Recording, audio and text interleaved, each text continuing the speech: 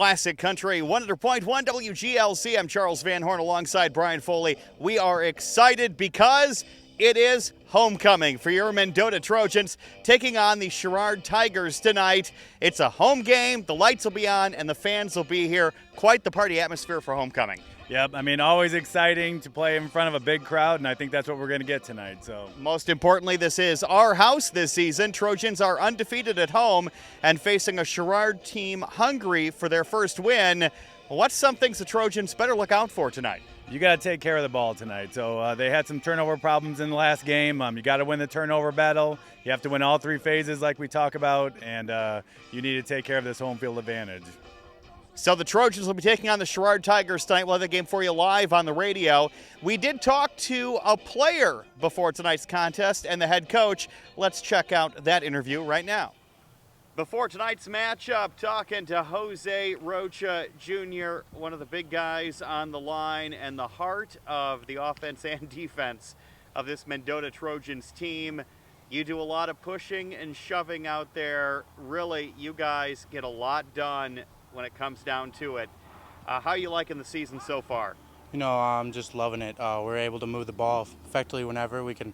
I love the personnel we have. We can have 7 offensive linemen out there, or we can have 4 wide receivers out there. It's just great to have as a team. What's been your favorite moment so far this season? My favorite moment so far has got to be game against Hall. Playing a rival that our coaches talked a lot about. They talked a lot about, and we got to end up beating them, coming up on top. It was just a great feeling for us and our coaches. What's your most embarrassing moment this season? Oh, most embarrassing this moment? Riverdale week 2. I got in the huddle. I wasn't feeling too good. I ended up vomiting, and then ref goes, "Yeah, you're good." I come back to the line, get down my 3-point stance, and I end up vomiting again. The ref's like, "You gotta go." Until then, I was off for like 3 plays, and then I came back in. It's just it's not embarrassing at the time, but you just look back on it, and it's just kind of funny now. A lot of heart you put into the game. I tell you what, you're having, again, you and the rest of the guys are having a lot of fun out there. Is there a teammate you think this season so far has really stepped up and impressed you? Oh, a teammate this season has got to be Ted Landgraf. He's got a lot on his shoulders this season, and he's doing great out there. It's just great to see from him, and he's a great leader for us. All right, thank you very much for joining us. Yeah. Go get him tonight. Thank you. Talking with Coach Keegan Hill ahead of tonight's matchup. Busy week for you guys. It's homecoming, a lot of activities to do with that. But first, let's talk about last week's game against Hall High School on Saturday. A back-and-forth contest with an old rivalry. You guys came out on top, had some stumbles on the way. What are some things in that game that you guys had to adjust to as it went on? Just be willing to keep running the ball. We were not able to take advantage of what was there in the passing game, so just doubling down on the run game. Had a nice kick return that was a big momentum swing as well. That we had enough reps to finally get that right because we gave up more points than we wanted to. The short fields that we put our defense in didn't help us either. So being able to learn from all those experiences and still come out on top is a positive. You were well matched up against Hall. Both teams had similar strengths and weaknesses. What do you think really was the key to getting a victory in that contest? Deciding to play one play at a time, finishing blocks, finishing runs, finishing with the ball security. You know, upping the tempo when we had them on their heels. We caught them in that a couple times. So those were the areas that really stood out to me. Now, I hate to be the guy to talk about postseason, but I'm going to ask the question. It looks like you guys could be just a win away from maybe qualifying for extra football this season. How excited are you for the program for that to happen? That's a privilege that we have a chance to earn. Getting 5 is usually what it takes to qualify for that. Our goal is to play our best football the next week. So that's not going to change. So we haven't played our best game yet. So we want to prepare to do that this week. And then when this week is done, we want to prepare to do that the following week, and so on and so forth, and stack up as many positive wins as we can to put ourselves in the best position to keep playing football at the end of the season.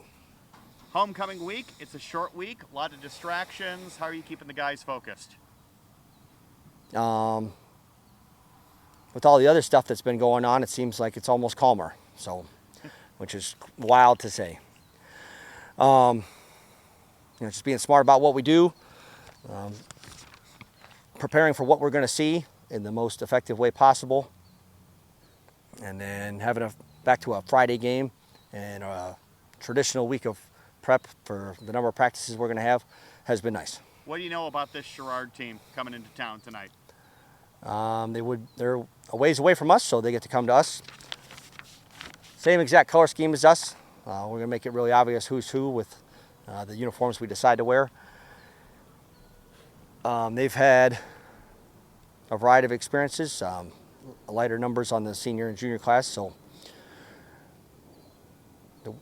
they're going to prepare for their best effort, and they play harder every week, so we want to be prepared to play our best as well. And we'll talk about the special uniforms on the broadcast when the game starts for homecoming week for your Mendota Trojans. Shift gears just a little bit here. Let's talk about the junior varsity players. Haven't talked about them this season. How are they doing? Who's up and coming in that squad? How is it looking for the future for the Trojans? Well, they were not able to play a game last week due to the numbers on the other squad, so they are preparing to play at Sherrard next Monday. Light on the sophomore numbers, so that's Justin Randolph, Jake Saylor, Diego Sandoval, and then the freshmen make up the rest of that crew. So adapting to high school and adapting to the requirements of football has been a challenge.